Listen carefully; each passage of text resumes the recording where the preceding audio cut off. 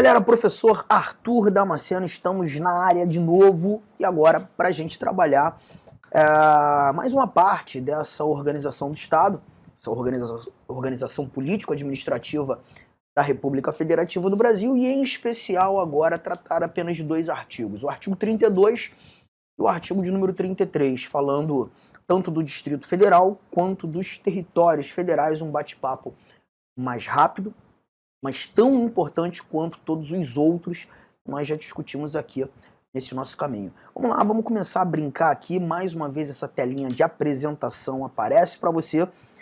E aí a gente já tem aqui o título 3, né, a Organização do Estado, e o capítulo 5º, que trata do Distrito Federal e dos territórios. Vamos lá começar pelo Distrito Federal, nosso artigo 32, e as seguintes recomendações. O Distrito Federal, vedada sua divisão em municípios, reger-se-á por lei orgânica, votada em 2 turnos, com interstício mínimo de 10 dias, e aprovada por 2/3 da Câmara Legislativa, que a promulgará, atendidos os princípios estabelecidos nesta Constituição. Então a gente já tem alguns detalhes oportunos a serem lembrados aqui, né? Bom, a gente percebe logo de cara, nesse iniciozinho de caput, é vedada a divisão do Distrito Federal em municípios. E isso a gente já conversou bastante lá atrás, quando analisando algumas regras ainda introdutórias, né? Lembrando que o Distrito Federal é uma unidade diferente, é um ente federado que a gente costuma chamar de anômalo. Poderíamos até dizer um tanto quanto estranho, porque o Distrito Federal ele tem particularidades que só existem nele, né? Por exemplo, os estados eles exercem as atribuições regionais, os municípios exercem as atribuições locais, assim como a União foram conferidas as atribuições nacionais. Todavia, quando nós olhamos para o Distrito Federal, o Distrito Federal já é uma unidade sui generis, porque ele tem cara de estado e tem cara de município ao mesmo tempo. A gente percebe, inclusive, que pelo fato do Constituinte ter vedado a divisão do Distrito Federal em municípios, pelo fato de nós não encontrarmos municípios dentro da estrutura distrital, o Distrito Federal ele acaba exercendo as tarefas de um estado e também de município ao mesmo tempo. O que eu quero que você perceba é que o governador do Distrito Federal ele age como governador de estado e como prefeito de município ao mesmo tempo. Assim como também temos as informações que a Câmara Legislativa do Distrito Federal, os deputados distritais, eles legislam como deputados estaduais e como vereadores ao mesmo tempo. A gente conversou muito sobre isso quando lá atrás nós examinamos a tal da competência privativa da União. Percebemos que naquela competência privativa da União vai competir a União legislar sobre determinados órgãos, sobre determinadas instituições que são do Distrito Federal. Lembra que a gente conversou bastante sobre isso? E foi justamente naquele momento que a gente percebeu que, pelo fato do Constituinte ter entendido que as funções do Distrito Federal seriam muitas, que o Distrito Federal iria exercer tanto atividade de Estado e atividade de município ao mesmo tempo, o Constituinte achou razoável, oportuno, buscar retirar algumas instituições, alguns órgãos das mãos do Distrito Federal e atribuir à organização, à manutenção, atribuir a tarefa de legislar à União. Então perceba que quando nós olhamos para a organização judiciária do Distrito Federal, a gente sabe que existe uma justiça distrital. Aquela justiça ela é do Distrito Federal, só que ela é organizada e mantida pela União. Quem legisla é a União. A gente sabe que existe um Ministério Público do Distrito Federal, mas esse Ministério Público que é do Distrito Federal, ele é organizado, ele é mantido, ele é legislado pela União. E a gente viu isso lá atrás. E a gente consegue concretizar todas essas orientações lidas por nós lá atrás quando examinando esse nosso artigo 32 aqui logo de cara. E no Distrito Federal nós não iremos encontrar essa divisão em municípios. Olha que barato. Esse Distrito Federal será regido por uma lei orgânica. Quem tem lei orgânica são os municípios. A lei maior dos municípios Lei orgânica.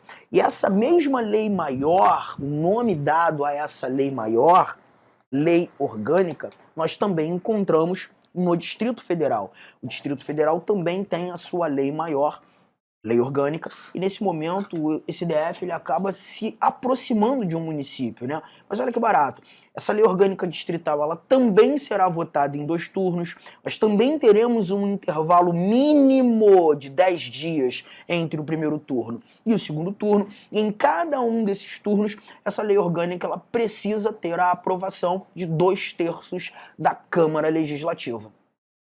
Então a gente está percebendo que o processo legislativo para criação ou até mesmo alteração da lei orgânica distrital é simétrico, semelhante àquilo que a gente viu aos municípios.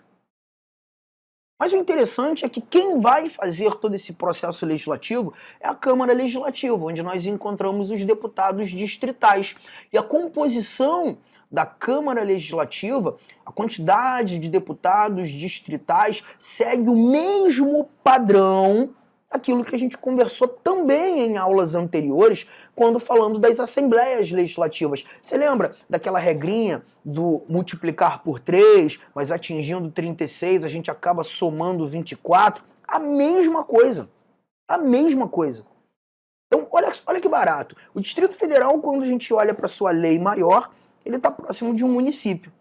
Mas quando nós verificamos a sua casa legislativa, a sua estrutura legislativa e até mesmo a estrutura executiva, né, o seu poder executivo, nós temos governador, não temos prefeito, nós temos deputados, nós não temos vereadores. Então a gente verifica que em outros momentos o Distrito Federal ele acaba se assemelhando a um estado. Interessante isso, né? E tem mais coisa. Olha o que nós iremos encontrar aqui no nosso parágrafo 1º. Ao Distrito Federal são atribuídas as competências legislativas reservadas aos estados e municípios. Cara, isso aqui é muito legal, mas é muito legal, porque perceba, quando a gente verifica essa recomendação, essa informação dada aqui ao nosso Distrito Federal, a gente verifica que o Distrito Federal tem competência residual, o Distrito Federal vai legislar sobre assuntos de interesse local. Aquelas tarefas todas que nós temos lá no artigo 30, aqueles 9 incisos que se mostram competências municipais, também serão exercidas pelo Distrito Federal. Interessante, né?